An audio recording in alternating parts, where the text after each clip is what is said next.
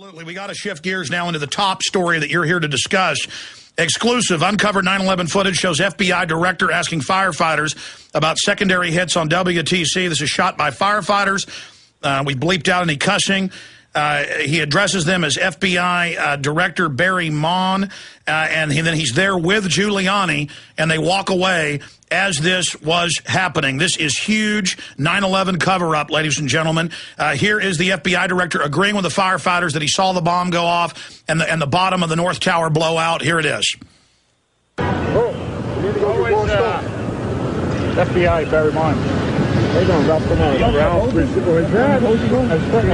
Steve, was that tower? Was that a secondary hit? I don't know what the secondary or was the secondary explosion. I mean, we were right there. I mean, I heard the rumble. You heard a rumble, and then it was like, feet don't fail me now because we know something was. I knew something was. I saw it. I saw the thing blow out right aside. Whatever was right on the side.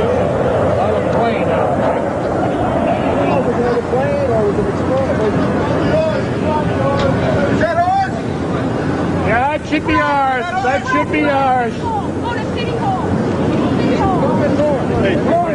Where's the mayor? Right here. Okay, and then there he goes with Mayor Giuliani, Jesse Ventura, Governor Ventura. There is the FBI Director in New York saying, yeah, no, I saw the bottom of the building blow out.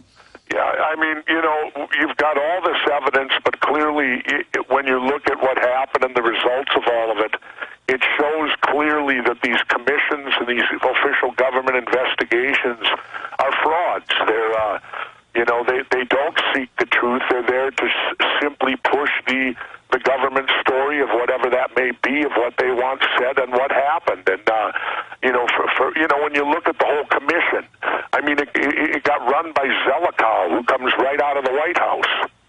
He was the guy in charge.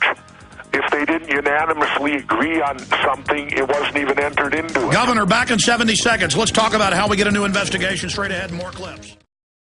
Jack from Israel. He has some information about these attacks. Jack, what can you tell us happened first in New York? Apparently what appears to happen was that at the same time two planes hit the building, that the FBI most likely thinks that there was a car or truck packed with explosives underneath the buildings, which also exploded at the same time and brought both of them down. Now, that's the first time we're hearing that. So two planes and explosives that were in the building. Is that correct? That is the working theory at this point. That is still unconfirmed. That is so they never discredited the working theory. They just said it didn't exist. And then this is stuff. Ignored it, Alex. Yes. They just ignored it. That's what they do with anything that doesn't fit into their scenario, they simply ignore. Now, here's another clip we're just going to play. You know what? I'm not going to have time to. I've got all the local newscasts with witnesses saying bombs going off and firefighters and people. And then I've got another newscast before the plane hits, seconds before you hear the clear explosion. Then the plane hits. It just goes on and on. I want to come back from this quick break and get into the classic stuff. Building 7 on BBC, where they say it's already fallen when it's right behind them. I want to get into Larry Silverstein saying we gave the order to pull it and watch it come down. But we got about a minute and a half left in this segment. What about more marches for 9/11 Truth? What about more people going public? Grassroots? Well, that might work, but you have to remember the mainstream media is not the ally. You can march all you want, but if they don't cover it, then the only people that know a march took place are the locals. Well, that's why you're... Why do you think... What do you think happened prior to the invasion of Iraq? There was a great deal of anti-war protest and marching, but you never saw it on TV because the TV stations, mainstream, refused to cover any negative about the invasion of Iraq because they wanted to portray to the public that nobody was against this. How could you possibly be against this? And if you were unpatriotic, and that's exactly what they're able to pull off. Well, that's why you're so important. You're one of the few national figures who's got the courage and the profile to be able to punch through mainstream media, and you tell it like it is when you're on television, and it has a big effect. And we see 9/11 Truth only growing bigger and more people coming out, Governor. Yeah, that's true, Alex, but if you notice, I'm getting censored more and more. The access that I had 2 years ago, I had way more 2 years ago than what I'm getting now. I'm being cut back, too. I can't get on all the shows I'd like to get on anymore. Especially the big Fox shows. We're going to come back and play a few more of these key clips with Governor Jesse Ventura. This is incredible new developments, folks. Get it out to everyone you know. 9/11 search term, 9/11 cover-up. There are hundreds and hundreds and hundreds of others. That's what's so frustrating, Governor, is it's hidden in plain view. And we've got to expose these people. I mean, do you agree that if we don't expose the system that's doing this, that they're going to continue to use fake terror as a pretext to enslave us? Absolutely. Absolutely. And you know, and the thing that's most frustrating is mainstream media. I mean, I guess, you know, when I do my publicity for my show, I've been taking a different tact. I've been going on and thanking them, because I thank them for covering whether pro athletes cheat on their wives, the death of Anna Nicole Smith, and all that important stuff. Because I said, if you covered the things we covered, me, my crew, and production company wouldn't have jobs. I always make sure to thank them for providing jobs for us, because I'm just baffled, Alex. It's beyond words how our mainstream media, which was designed to be the fourth branch of government, the unwritten fourth branch by our forefathers, their job was to be the check, to be the watchdog and watch the other three branches of government and keep them honest.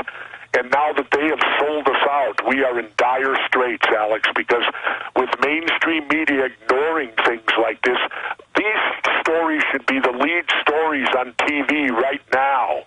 And yet, where are they hearing them? Not to downgrade you and I, but the only place they're hearing that is on your radio show and a few other non-mainstream outlets.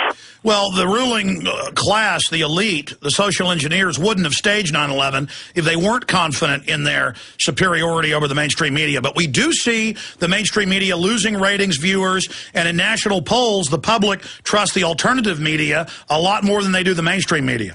Well, and that's clearly shown when the most trusted man, hands down, above all others, with double-digit win, is Jon Stewart.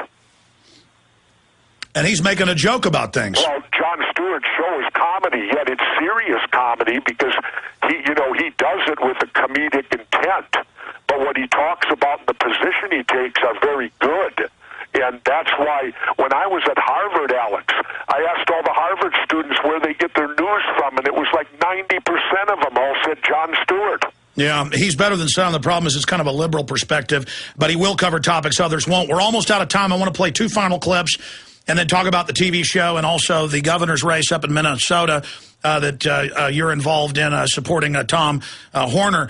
But first, let's go, because you mentioned this earlier, we're pulling this up. Let's go to Jane Stanley of the BBC, and they did it on their other BBC channel at the same time live. This is BBC World. It was also on BBC 24.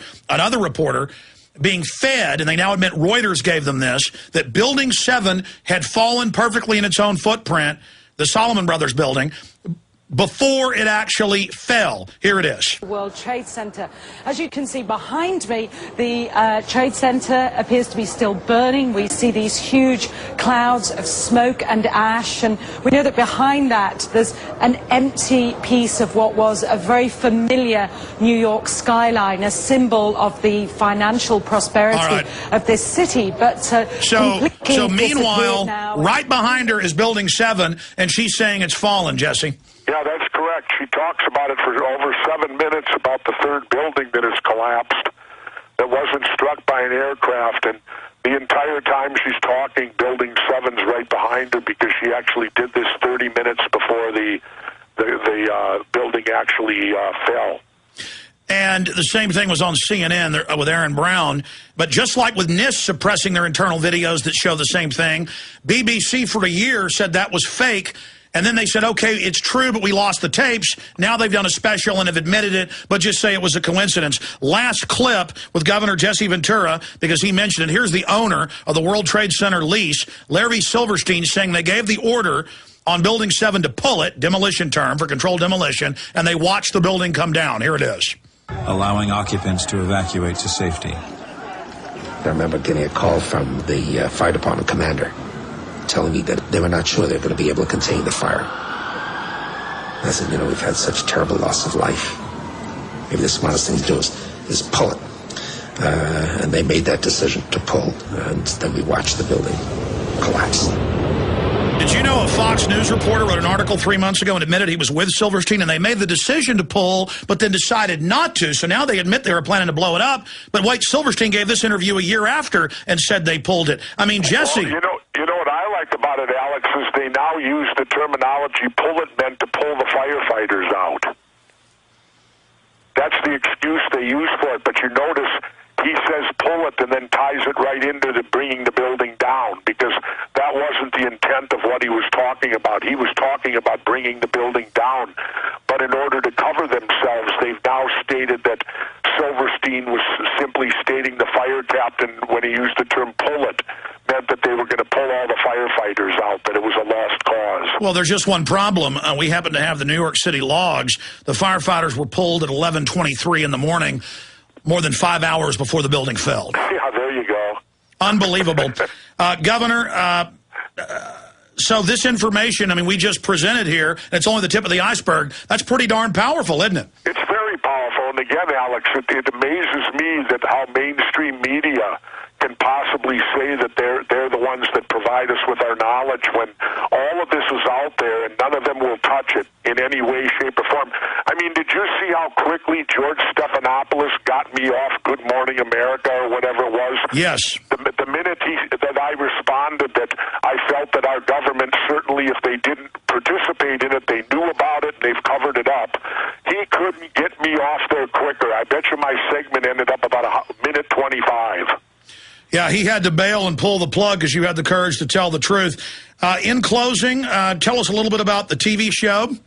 And also, you're involved politically up there for the third-party candidate, Tom Horner, running for governor, and he's polling about like you were. Oh. Yeah, he's got a shot at it. You know, I don't know. He's right about where I was a week before my election. Now, does he have the momentum that I had? I don't know.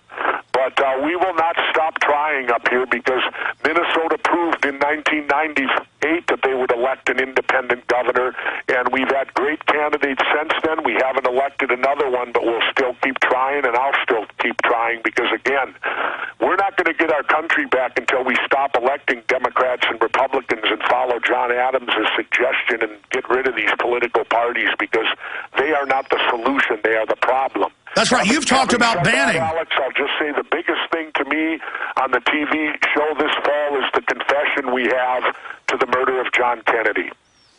Extremely powerful. And this episode's Area 51 coming up Friday night. Yeah, Area 51 will be Friday night, and then we're going to do clean water.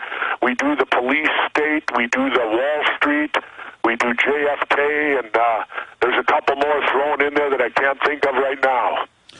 All right. Well, Governor Jesse Ventura, I appreciate you joining us. And I know in the next month you're going back down to Mexico. So have fun down there. Get some rest that's well-deserved. Say hi to Terry and Tyrell and everybody. And I look forward to seeing you back again if we're still here in 2011. Well, hopefully we'll still be here, Alex. And again, keep up the good work. I'll leave you to handle the collateral damage. It's time for me to go on R&R. God bless you, sir. Take care. You too, Alex. Take care, and best to your family, and keep up the fight. Bon voyage, Governor. All right, bye-bye. There goes Governor Jesse Ventura, ladies and gentlemen.